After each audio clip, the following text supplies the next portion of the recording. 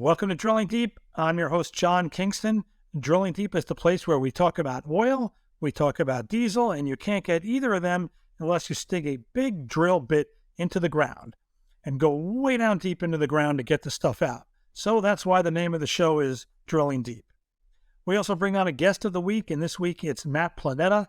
He is a vice president with the insurance firm of Heffernan and Associates, and trucking and transportation is his specialty.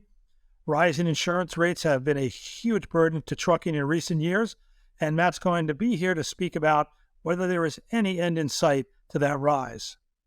It is earnings season, and with that means the refining companies are holding earnings call with analysts. And because we can get the transcripts of those calls, we can hear what executives are saying about the current state of the oil market. One thing that these execs do not talk about is to predict prices. They'd probably get in trouble with their antitrust lawyers if they did, and besides, they don't really know which way the price is headed. They can have an opinion, but they don't have that much more insight than a lot of people. But they do have good perspectives on the state of supply and demand in various markets and where the refining incentives are to make more or less of gasoline and diesel. So their comments carry a lot of weight. Before we talk about the things that some of them said over the past week or two, let's note a few things. The price of all futures contracts in oil have plummeted. There is a general feeling that the market might be oversupplied, and a lot of that is driven by concern about future demand if there is a recession. The price of Brent was about $87.30 on April 12th. It's down about $15 since then. The price of ultra-low sulfur diesel on the futures market hit a level Wednesday that it had not settled at since December 2021. So yeah, things are weak. But those are macroeconomic numbers. On the diesel front, let's note that U.S. inventories of ultra-low sulfur diesel in the latest weekly report dropped below 100 million barrels. The last time inventories were that tight was back in the fall, when the average retail price of diesel was $5.50 or more. In the last 10 years, there have only been a few times when inventories were that tight, and yet they're down there again, and it's likely that the Department of Energy's average weekly retail diesel price next week, despite those tight inventories, is going to drop below $4 per gallon for the first time since February of last year. That would probably be surprising to the various executives on these calls, who seem mostly bullish on the fate of diesel. Gary Simmons of Valero described diesel inventories as, quote, very, very low. That was his quote, to cite the word very twice. That's not just me. Simmons also said when asked about diesel weakness that we're just not seeing it. He said that distillate fundamentals, quote, look pretty good. Brian Partee of Marathon said the market for diesel in agriculture is particularly strong. He said Marathon expects diesel demand for agriculture to be a quote-unquote strong season. Michael Hennigan of Marathon said they are seeing diesel demand in Latin America up 10% from last year, and in China it's up about 4%. And he didn't mention it, but U.S. demand is actually right about historical norms. Despite the weak trucking market, it isn't that far off from where it would be expected to be. Brian Mandel of Phillips 66 said they actually are seeing diesel demand down about 2.5% from last year. But in a diesel market that tends to run at this time of year about 3.7 million barrels per day, that's less than 100,000 barrels per day drop in demand. So it's significant, but it isn't huge. Mandel also said a lot of refineries are running maximum gasoline output, which means that distillate and diesel demand is being produced at a lesser number. As he said, quote, this bodes well for helping firm up distillate, which is diesel is a distillate through the summer. So there you have it. In the midst of a decline in price that has seen the benchmark DOE number fall for 12 of the last 13 weeks, the people who are running the nation's refineries are saying that they don't think the diesel market is all that weak. Let's note that we always say the ultimate price of diesel is going to be determined mostly by the price of crude. If that keeps dropping, the diesel prices are not going to be able to hold even to these levels. But based on the comments coming out of the earnings calls, it doesn't appear that the refiners themselves see a lot of weakness in diesel. Moving on here now on Drilling Deep, it is a pretty obvious statement to say that the cost of insurance is a major expense item for carriers and that it can be a pretty volatile market. It's funny that career-wise, some people might think insurance is a boring business when in reality, it is constantly changing. It's requiring everyone in the industry to keep up with that ever-changing market, and that the cost can be the difference between making money and not making money. With me now today to talk about the cost of trucking insurance is Matt Planeta. He is the Vice President and co-leader of the transportation practice at Heffernan Insurance Brokers. He's on the board of directors with the Arizona Trucking Association, and he is an active member of the Specialized Carriers and Rigging Association. So Matt, welcome to Drilling Deep. Thank you for having me today, John. So why don't you give us a quick summary of the state of insurance? I don't know the last time I had a conversation with somebody in the insurance business, but it seemed that every time I did, all I heard was up, up, up, that being the cost of the premiums in trucking. Has anything stabilized, or are we still on an upward trend? And can you be on an upward trend when you've got so many carriers disappearing from the market? That's a good question. So generally, it is still on an upward trend, maybe not at the same levels that it was at before, not the same percentage increases, but I'm still seeing increases overall in the market. Most of the insurance carriers still feel like they need to get more premium and are not making money, and they're losing money, and feel like they need to get more premium to offset some of those increased exposures. And you mentioned about making money, losing money. My understanding is that the commercial vehicle insurance business has been a money loser for insurance companies for several years now. You would think at a certain point something would have to give in that, but that this is not a business, not necessarily for the independent brokers, but for the actual insurance carriers. This has been a rotten business for several years. Correct. It is a tough place, a tough market to make money in. There's some that have been involved in it for long periods of time that have the ability to kind of stabilize some of that pricing and get the increases that they need. But you have some carriers that will jump in and out and they'll try and undercut the market to gain market share, don't collect enough premium. Then those claims start rolling in and they don't have enough money or enough premium to collect to offset some of those claims. And they'll end up losing money and getting out of it. And then you have fewer choices and the market hardens up and prices go up. Yeah, hearing of an industry that's constantly losing money reminds me of the old joke. We lose money on every sale, but we make it up on volume. So do you think the industry is starting to take steps to make sure that red ink just kind of comes to an end, because it can't go on forever? No, I think that's exactly right. And then, it used to be, and there's some carriers that would underwrite to a loss on the trucking side of it, on the insurance side, and then they would make money on the investment side, on the premiums that they're collecting and investing. With the stock market not performing as well as it was for a while, they're not making money on that side of it. And now they have to make an underwriting profit, which changes the market from the buyers. Can you give us some numbers on how much you think premiums have risen? Let's say, if there is such a thing as an average premium. I don't really know if there is. I know it's pretty complex, but let's say what's been the increase over the last 1 year, 3 year, 5 years? Any kind of numbers you can hang on this? Like you said, that's a tough one because it really does vary depending on the account, the size, where they're located at, the number of years in business, what their profile looks like. But I would say over the last year, you're still seeing probably low double-digit increases on most accounts. Over the last 5 years, you're probably looking at, on average, at least double what the premiums were. And let's put it this way, trucking rates, and maybe at a certain point they were double, maybe let's say in the second quarter of 2022, they sure aren't double now. So this is obviously a formula for a lot of carriers, just pushing them right over the edge. I mean, can you've got a clientele list. Can you point to anybody, and I'm not asking you to give them by name, but do you know of any companies where these higher insurance rates essentially were their death knell? Absolutely. Absolutely. I've actually worked with a couple where they were forced to either shut the doors and get out of the business or sell to a larger carrier. And I know some of them have been acquired by other carriers because the margins are so thin that it's tough when you get this kind of an increase on the insurance and there's just not enough, like you said, there's not enough rate to gain on the other side to offset these increases. So, like I said, I've had a few that I work with personally that have been out of business, or sold to a larger carrier and they're required by them, and they just went away and worked under them, with insurance being a leading reason for that change. When I look at trucking and safety, I can't help to, my first thought are all the innovations and all the developments that are supposed to make trucking safer. All sorts of, automatic braking systems, cameras in the cab, et cetera, et cetera. We could go on forever. And yet you've got insurance premiums rising. It would seem to me that all these wonderful safety innovations should have been doing the opposite.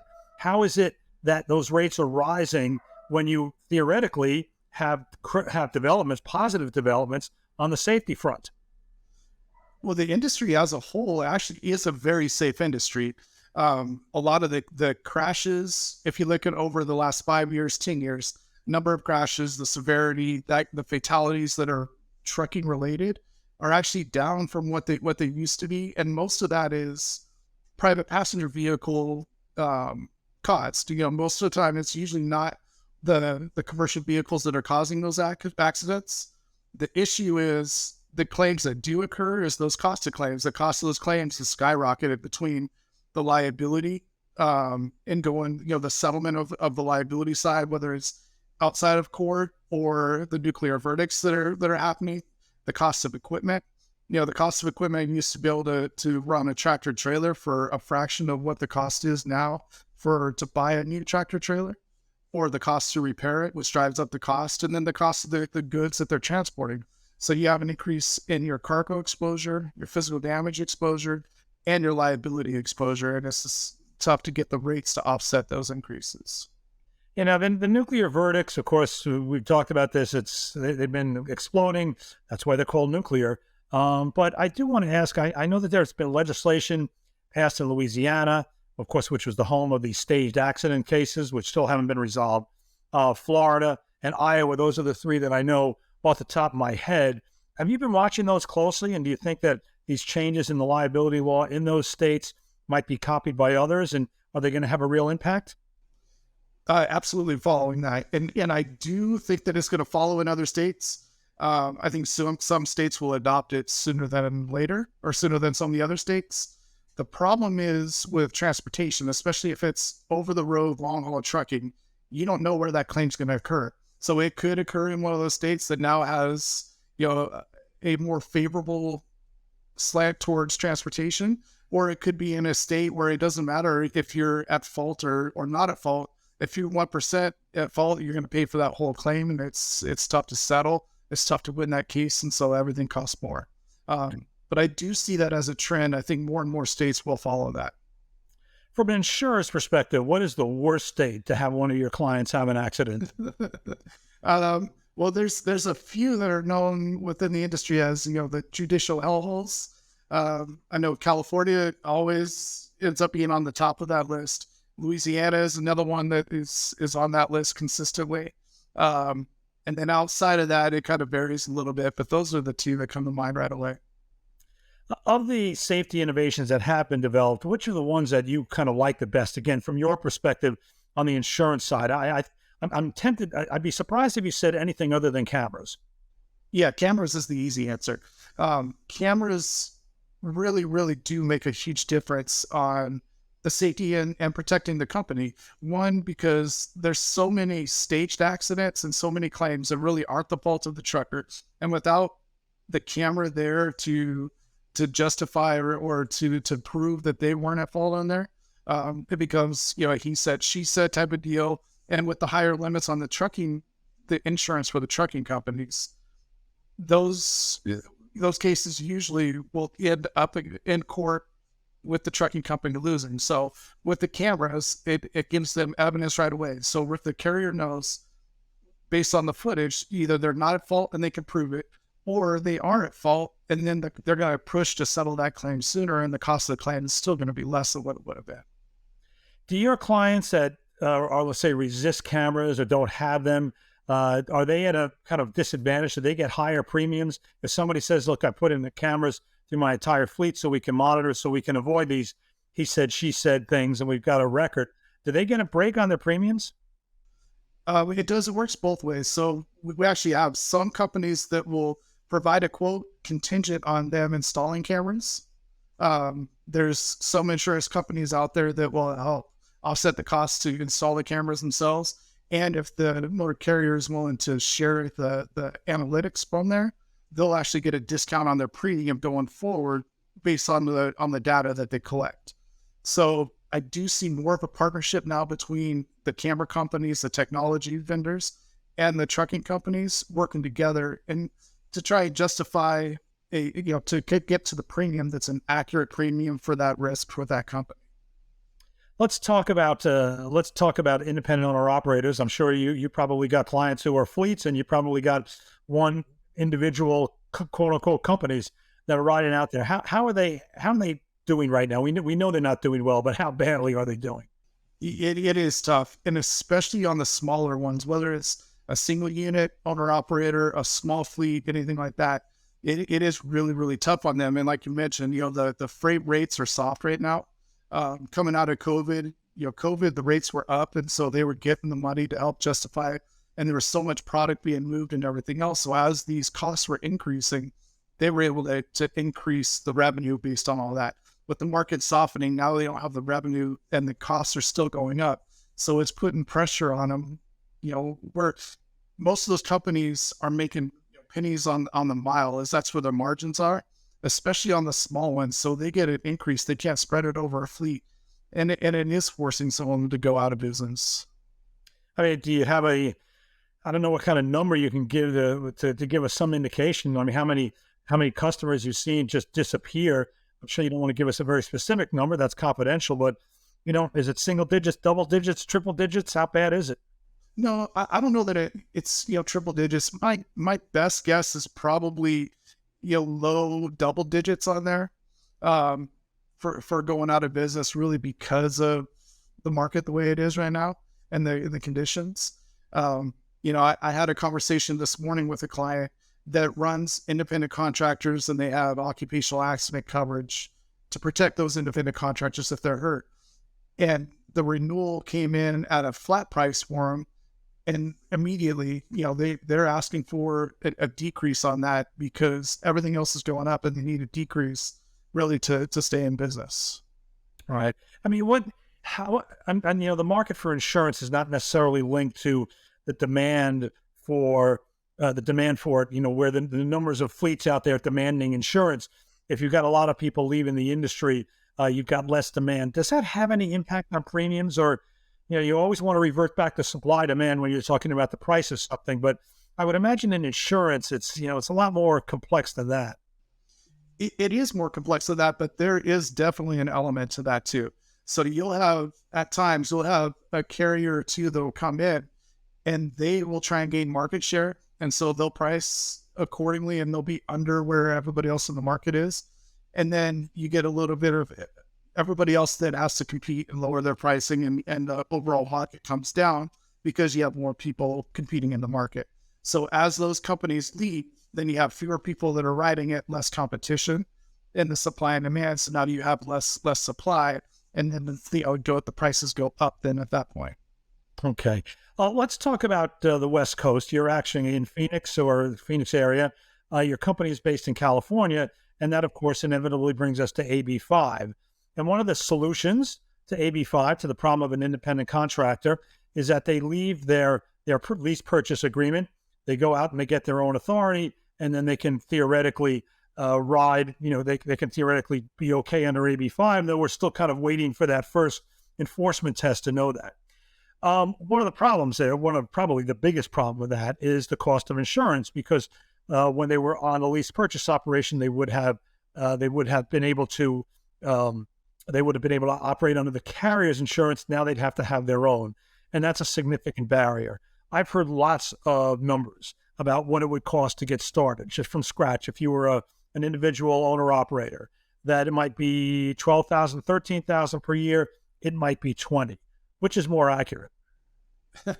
It really does vary. In California, I would say the 20s is probably more common than the 12 or 13,000 for a new authority. Even though, like you said, they were leased onto a motor carrier, maybe doing the exact same thing that they were when they were leased onto the carrier.